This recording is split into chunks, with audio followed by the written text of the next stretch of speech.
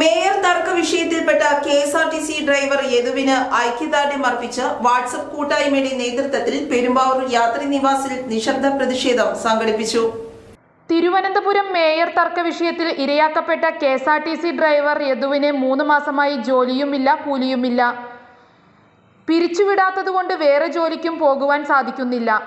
Ordinary Kerala എന്ന WhatsApp കൂട്ടായ്മയുടെ നേതൃത്വത്തിൽ ജാതിമത കക്ഷി രാഷ്ട്രീയമില്ലാതെയാണ് പ്രതിഷേധം സംഘടിപ്പിച്ചത്. തിരുവനന്തപുരത്ത്, അതായത് തൃശ്ശൂരിൽ നിന്ന് 10-18 മണിക്കൂർ വണ്ടി ഓടിച്ച് ടയേർഡായിട്ട് തിരുവനന്തപുരത്ത് ഡിപ്പോയ്ക്ക് ഒരു 3 കിലോമീറ്റർ ഇപ്പുറേ വെച്ച് അവരുടെ ട്രാൻസ്പോർട്ട് ബസ് തടയുകയുണ്ടായി. അത് തടഞ്ഞത് തിരുവനന്തപുരം മേയറമ്മ എന്ന് പറയുന്ന തിരുവനന്തപുരത്തെ നഗര മാതാവാണ് എന്ന് പറയുന്നത്. അവർക്ക് ആ പേര് അർഹതപ്പെട്ടതാണോ എന്ന് എനിക്ക് സംശയമുണ്ട്. ഒരിക്കലും ഈ അമ്മമാരും ഒന്നും മക്കളെ ഒന്നും ഉപദ്രവിക്കാറില്ല. പക്ഷേ ഇവിടെ വിചിത്രമായിരിക്കും.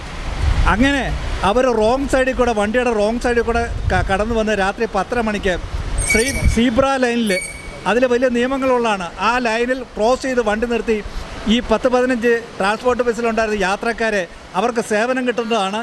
അവർ പണം കൊടുത്ത് ടിക്കറ്റ് വാങ്ങിച്ച് അവരെ ലക്ഷ്യസ്ഥാനത്തിൽ ഇറക്കേണ്ട കാര്യം ബാധ്യതയും ഈ ട്രാൻസ്പോർട്ട് ബസ്സിനുള്ളതാണ്, കണ്ടക്ടർക്കും ഡ്രൈവർക്കുള്ളതാണ്. അത് ചെയ്യാണ്ട് ഈ ആര്യ എന്ന് പറഞ്ഞ മഹതി, തിരുവനന്തപുരം ഭരിക്കാൻ അർഹതപ്പെട്ട ലോകത്തിലെ ഏറ്റവും പ്രായം കുറഞ്ഞ ഈ വനിത, കുട്ടിക്കളി മാറാത്ത വനിത, അവരുടെ ഭർത്താവ് MLA ആയിട്ട് വന്ന് തടഞ്ഞു നിർത്തി ഈ 15 യാത്രക്കാരെ പെരുവഴിയിലേക്ക് ഇറക്കി വിട്ടു.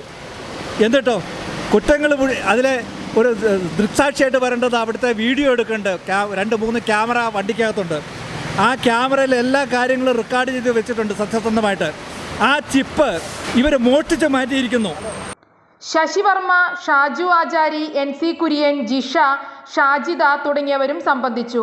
പാവൻ ഡ്രൈവർ അത്രയും ക്ഷീണിച്ച് വണ്ടി ഓടിച്ച് വന്നിട്ട് അയാളെ തടഞ്ഞ് അങ്ങനെ കാണിച്ചപ്പോൾ അവരുടെ മേലിൽ നടപടി എടുക്കാണ്ട് ആ ഡ്രൈവറെ പിടിച്ചുകൊണ്ട് പോയിട്ട് പോലീസ് സ്റ്റേഷനിൽ ഇരുത്തി ആ ഡ്രൈവറുടെ പേരിൽ കേസെടുത്ത് ആ ഡ്രൈവർ കൊടുത്ത പരാതി അന്വേഷിക്കാണ്ട് ഇവരെ ചുമ്മാ ഇങ്ങനെ വിലസാൻ വേണ്ടിയിട്ട് പിന്നെ വിട്ടേക്കാണ്. ഇവർ കൊടുത്ത പരാതിയുടെ പേരിൽ ഇപ്പം യദുവിനെ ഓരോ കുറ്റങ്ങളില്ലാത്ത കുറ്റങ്ങൾ ചുമത്തി അയാളെ ഇങ്ങനെ വീണ്ടും പീഡിപ്പിച്ച് അയാളെ പട്ടിണിക്കിട്ട് 2 മാസം കഴിഞ്ഞ് അയാൾ പട്ടിണിയിലാണ്. അയാളുടെ കുടുംബം, അയാളുടെ ഒരു കുഞ്ഞുണ്ട്, അയാൾക്ക് ഭാര്യയില്ല, ഒരു വയസ്സായ പിതാവും മാതാവും ഉണ്ട്.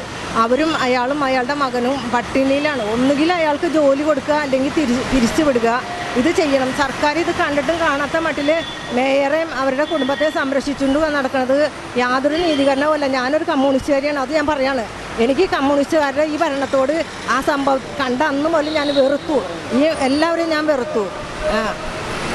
ആ പാർട്ടിക്കാരെ പോലും ഞാൻ വെറുത്തു. ഞാനൊരു കമ്മ്യൂണിസ്റ്റുകാരി എന്നുള്ള കാര്യം ഞാൻ പറയുകയാണ്. ആ പാർട്ടിക്കാർക്ക് എതിരായിട്ടാണ് ഞാനിപ്പോൾ സംസാരിക്കുന്നത്. എനിക്ക് അത്രയ്ക്കും വിഷമം ഉണ്ടായിരുന്നു ആ വീഡിയോ ഒന്ന് കണ്ടപ്പോൾ. ആ പാവൻ ഡ്രൈവർ ഒരു തെറ്റും ചെയ്യാത്ത ഒരു മനുഷ്യനാണത്. News desk, Perumbavoor.